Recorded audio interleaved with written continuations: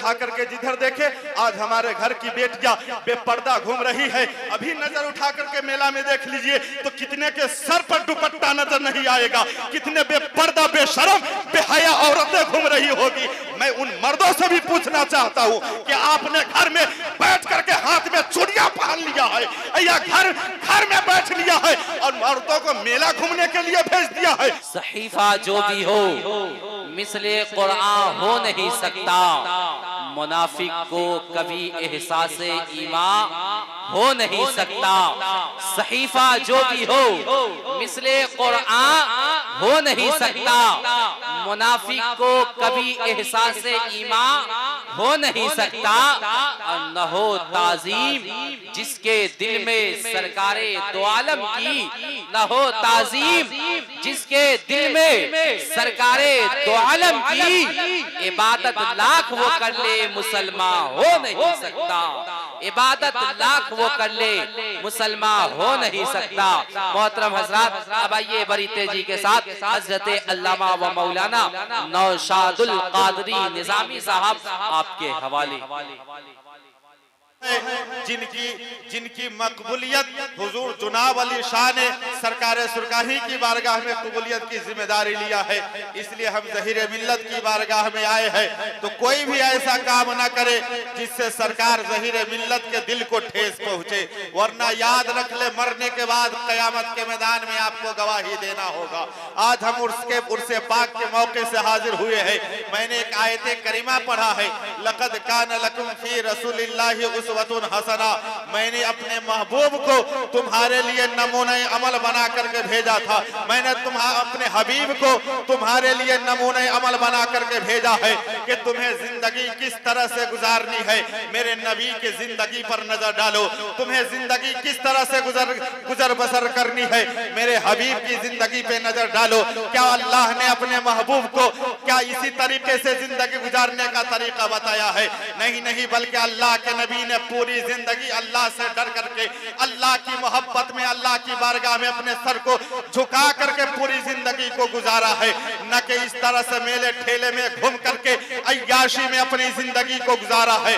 जो नौजवान और जो माँ बहने मेला ठेला आकर के अपनी अय्याशी गिरी करते हैं, मैं उन लोगों से पूछना चाहता हूँ कि क्या सरकार ज़हीर मिल्लत तुम्हें नहीं देख रहे हैं? क्या सरकार ज़हीर मिल्लत और सरकार सुरकाही की सरजमी से तुम्हें नहीं देख रहे हैं? याद रख ले, आप ज़हीर मिल्लत की बारगाह में आए हैं तो अपने पर्दे का भी एहतमाम करे, अपने माँ बहनों की इज्जतों की भी हिफाजत करे। याद रख ले, जिस तरह आप दूसरों की माँ बहनों की इज्जत की हिफाजत नहीं करेंगे तो याद रख ले कल आपकी बेटियों को भी बीच चौराहे पर इज्जत को नीलाम कर दी जाएगी। आज अगर आपने किसी दूसरे के बेटी के साथ छेड़खानी किया तो रब्बे काबा की कसम खा करके कहता हूँ कल तेरी बेटी को भी बीच बाजार पर इज्जत नीलाम कर दी जाएगी, कोई बचाने वाला ना होगा।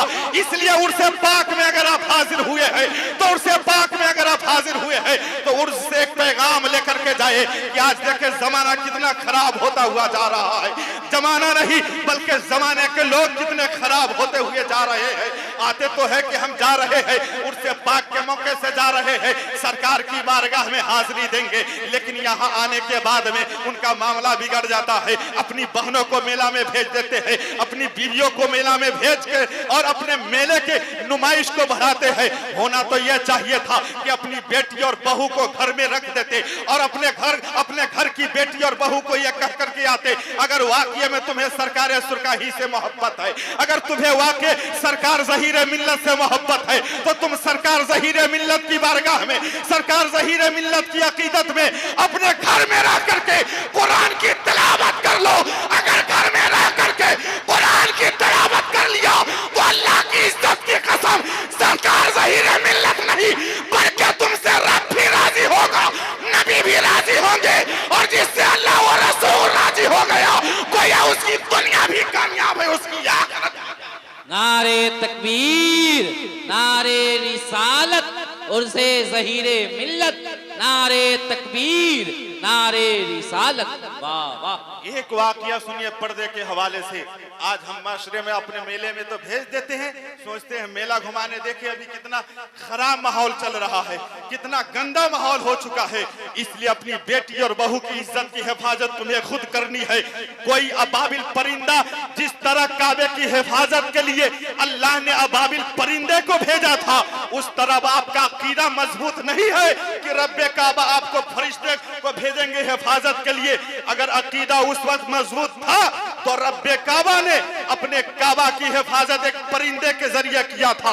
आपका अकीदा उस तरह से मजबूत नहीं है, इसलिए अपनी इज्जत और आबरू की हिफाजत खुद आपको करनी है। आज पर्दा का माहौल बिल्कुल खराब चल जा रहा है। आज देखे, नजर उठा करके जिधर देखे, आज हमारे घर की बेटियां बेपर्दा घूम रही है। अभी नजर उठा करके मेला में देख लीजिए तो कितने के सर पर दुपट्टा नजर नहीं आएगा, कितने बेपर्दा बेशरम बेहया औरतें घूम रही होगी। मैं उन मर्दों से भी पूछना चाहता हूं कि आपने घर में बैठ करके हाथ में चूड़ियां पहन लिया है या घर में बैठ लिया है और मर्दों को मेला घूमने के लिए भेज दिया है, औरतों को भेज दिया कि जा सरकार ज़हीरे मिल्लत की बारगाह में, भले अपने औरतों को घर पे रखे और खुद सरकार ज़हीरे मिल्लत की बारगाह में देखे यहाँ पर इतनी कुर्सियां लगी हुई है, इसके बावजूद लोग मेला में घूम रहे हैं। एक वजह यह भी है कि यहाँ पे नेक की बातें हो रही है, लेकिन वहां पर अय्याशी करने में उन्हें मजा आ रहा है। याद रख ले, आपकी बेटी भी है, आपके पास भी बहन है, आपके पास भी माँ है। याद रखे, दूसरे के माँ बहन के साथ छेड़खानी करेंगे, आपके माँ बहन के साथ भी छेड़खानी किया जाएगा। आज एक सुने, हजरत ज़ैनब रजी अल्लाह ताला अन्हा की बारगाह में पहुंचते हैं। आज हमारे घर से आज हमारे माशरा से पर्दा उठ चुका है, पर्दे की कोई वैल्यू नहीं है। सरकार ज़ैनब की बारगाह में पहुंचते हैं। हजरत ज़ैनब रजी अल्लाह ताला अन्हा है, उनकी महज 6 साल की उम्र है। आज 6 साल की उम्र में आप कुरान मुकद्दसा की तिलावत कर रही है। आज जरा नजर उठाकर देखे अपने माशरे में कि 6 साल की उम्र में कुरान तो छोड़िए जनाब, उन्हें अम्मा पढ़ाए सन्नल कुरान पढ़ने तक नहीं आता है। उन्हें सही से पाकी और नापाकी किसे कहते हैं वो भी नहीं मालूम होता है। लेकिन हजरत ज़ैनब है जिनकी उम्र महज 6 साल की है और वो कुरान की तिलावत कर रही है। जब कुरान की तिलावत कर रही है, कुरान की तिलावत करते करते अचानक उनके सर से दुपट्टा गिर जाता है। सर से दुपट्टा गिरा है ना, तो हजरत फातिमा रजी अल्लाह ताला अन्हा देख रही है। हजरत फातिमा ने फरमाया, बेटी ज़ैनब, तेरे सर से दुपट्टा गिर चुका है, अपने सर को दुपट्टे से ढाक लो। लेकिन आज देखे माशरे में कौन माँ है जो अपने बेटियों को पर्दे की तलकीन करते हैं? तो दुनिया में 1% माँ होगी जो अपनी बेटियों की इज्जत और आबरू की हिफाजत की जिम्मेदारी ले रही होगी। 1% माँ बहनें होगी जो पर्दे के एहतमाम सख्ती के साथ अपनी बेटियों से करवाती होगी। वरना मामला तो ये है जनाब, जब मॉल में जाते हैं कपड़ा खरीदने के लिए तो माँ कहती है या भाई कहता है, बहन ये कपड़ा ले लो, ये कपड़ा बिना दुपट्टे की ही तुम बड़ी खूबसूरत लगोगी, बिना दुपट्टे के ही बड़ी ब्यूटीफुल लगोगी। मैं उन लोगों से पूछना चाहता हूँ कि आज तुम अपनी बेटियों को किसी गैर के रास्ते पर भेज रहे हो। अल्लाह ने अपने महबूब को हमारे लिए आइडियल बना करके भेजा था, लेकिन आज दुनिया में आने के बाद हम अपने नबी को आइडियल ना मान करके किसी दुनियादार को आइडियल मान रहे हैं, किसी मुंबई के हीरो हीरोइन को आइडियल अपना मान रहे हैं। लेकिन याद रख ले, दुनियादार को आइडियल मानने से काम नहीं चलेगा। अगर आइडियल मानना होगा तो मदीने के पूरे लोग खड़ा हो जाए, जल्दी से खड़ा हो जाए। सैयदजादे आले नबी औलादे गौसे आज़म, नारे तकबीर। जो लोग पीछे खड़े हैं जल्दी से आगे चले आए, एक आले रसूल के चेहरे की जियारत करें।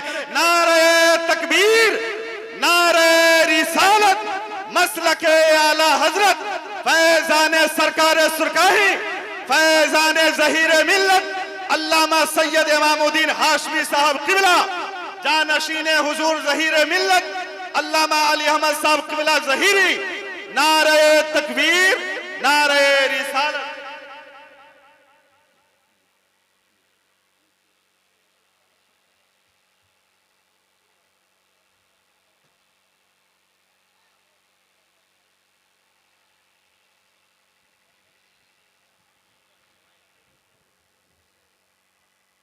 बस मुख्तसर से 2 मिनट के अंदर में ये वाकया को सुन लीजिए पर्दे के हवाले से कि आज हमारा माशरा कहाँ जा रहा है।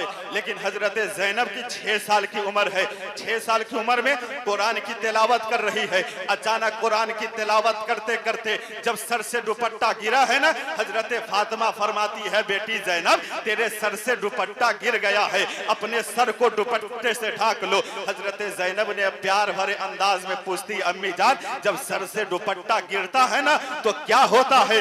माँ हजरत फातिमा जवाब देती है बेटी ज़ैनब जब सर से दुपट्टा गिरता है ना और जब सर नंगा होता है ना तो तेरे नाना नाराज हो जाते हैं, तमाम नबियों के सरदार खफा हो जाते हैं, उनके दिल को ठेस पहुंचता है। हजरत ज़ैनब ने इतना सुना है कि आपके आंखों से ज़ारो कत्तार आंसू जारी हो जाते हैं। जब काफी रोते हैं हजरत फातिमा ने सीने से लगा लिया और फरमाया बेटी ज़ैनब अब बस करो, अब मत रो। हजरत ज़ैनब ने इतना रोया और हजरत ज़ैनब ने कहा बेटी अम्मी जान आज से ज़ैनब वादा करती है कि ज़ैनब का सर तो कट सकता है लेकिन सर से दुपट्टा नहीं गिरेगा।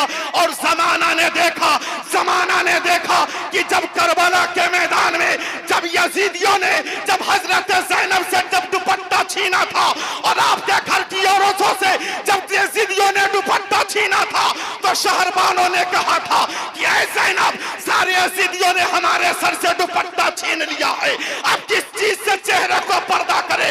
तो ज़ैनब ने कहा था ऐ नबी के घर की औरतों याद रख लो यजीदियों ने हमारे सर से दुपट्टा छीना है लेकिन रब ने जो बाल की शक्ल में जो नेमत बख्शा है उस बाल से अपने चेहरे को पर्दा कर लो, लेकिन किसी भी हालत में चेहरे को बेपर्दा मत करो। इसीलिए किसी ने कहा था कि शब्बीर के मस्कन का निगहबान है ज़ैनब, हर जुल्म पे एक फतह का ऐलान है ज़ैनब। और अब भी जो मुसलमानों में पर्दे का चलन है ये भी तेरी चादर का ही एहसान है ज़ैनब। ओ मा अलैना इल्लल बलाग।